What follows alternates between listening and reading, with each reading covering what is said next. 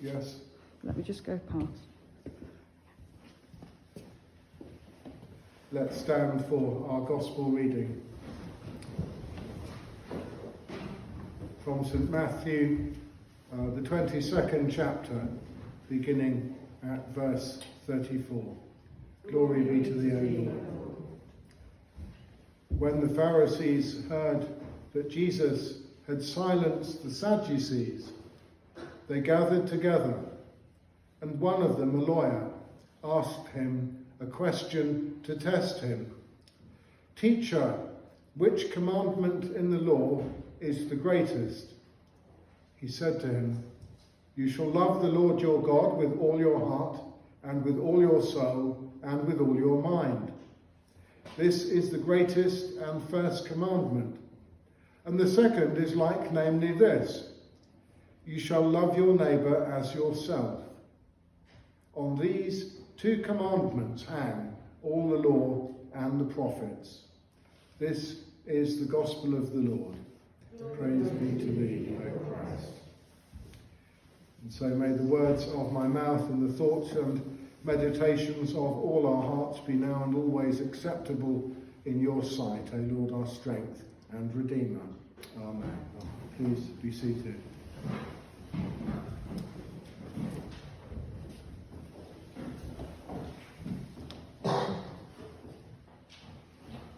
Is anybody here following the election that's going on in America? A bit sort of on and off. A few days ago, while watching the evening news on TV, I was struck by a report from a journalist who was reporting in the midst of a Trump campaign rally. And there were lots of Trump supporters at the event.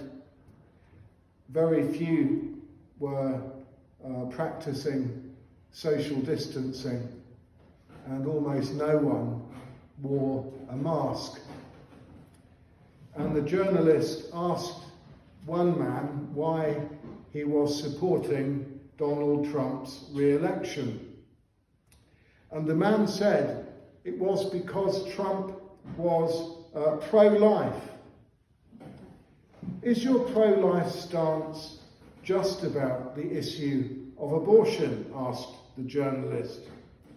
No, replied the Trump supporter.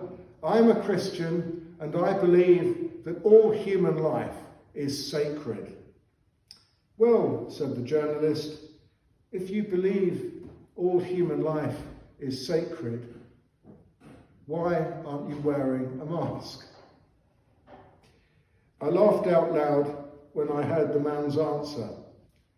Wearing a mask is about individual liberty and freedom to choose.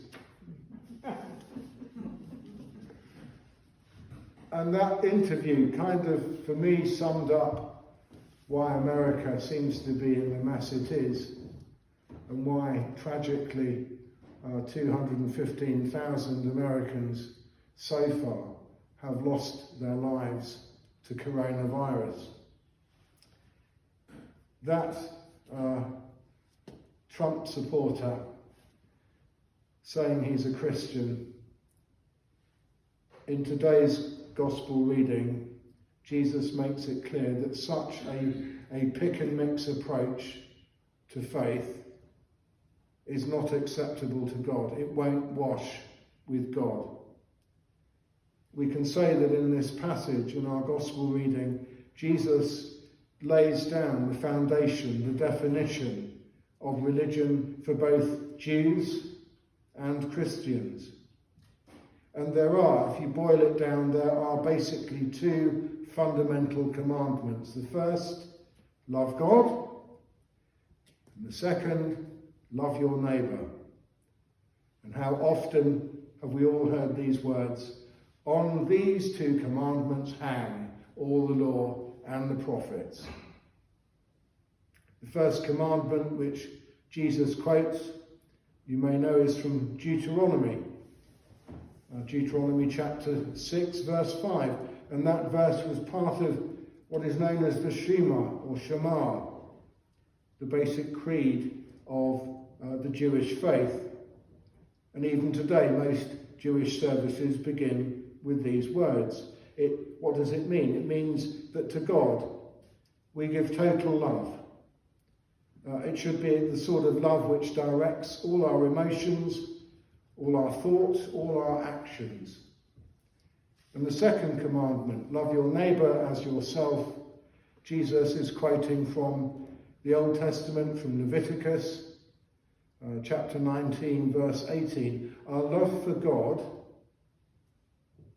God must show forth in our love for all people, regardless of whether we disagree with them, regardless of colour, creed, class, sexuality, and so on. Because Scripture makes it very clear that every human being is made in the image of God. And Scripture makes it very clear that God's image is holy. And therefore anything, whatever else bears his image, is also holy and must therefore be shown respect and love.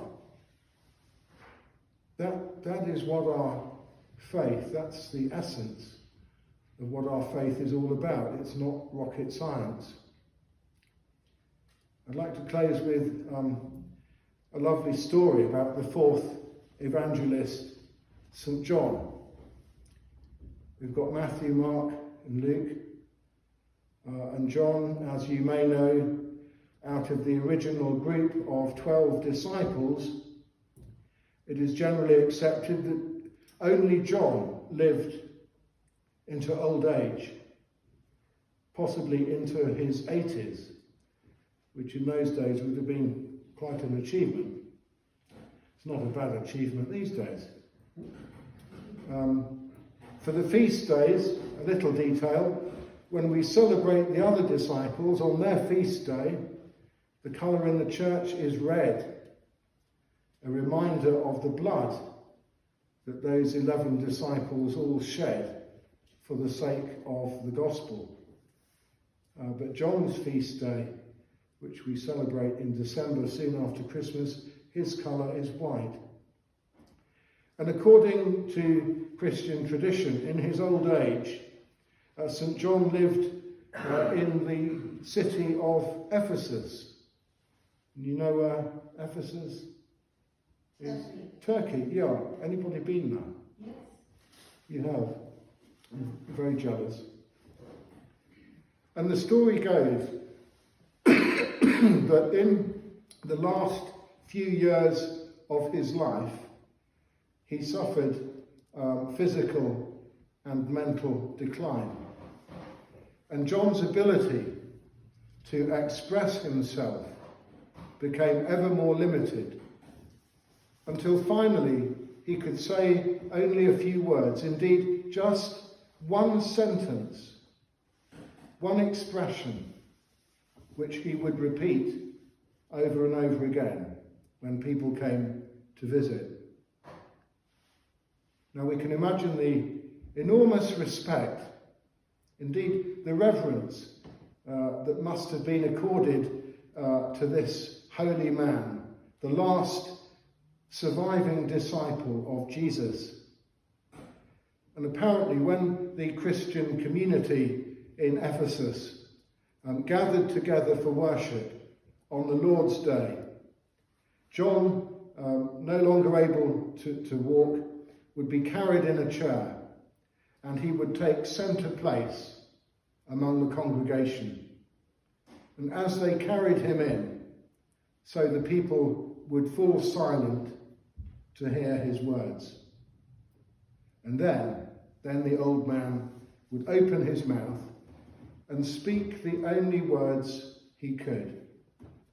And he said to them, apparently, "My children, love one another. My children, love one another," over and over again. Just that one sentence, "My children, love one another." The question is, of course, how do we know if we are on the right track? How do we know if we are loving God and one another in the way that we are called to love God and one another? Well, the answer surely is simple. You know if you are loving well, if you are living up to the standards and to the example set by Jesus. And right now, as we go about trying to live our daily lives, living in the shadow of coronavirus, surely the least we can do to demonstrate our love for God and our neighbour, unlike Trump supporters, is to wear a mask. Amen.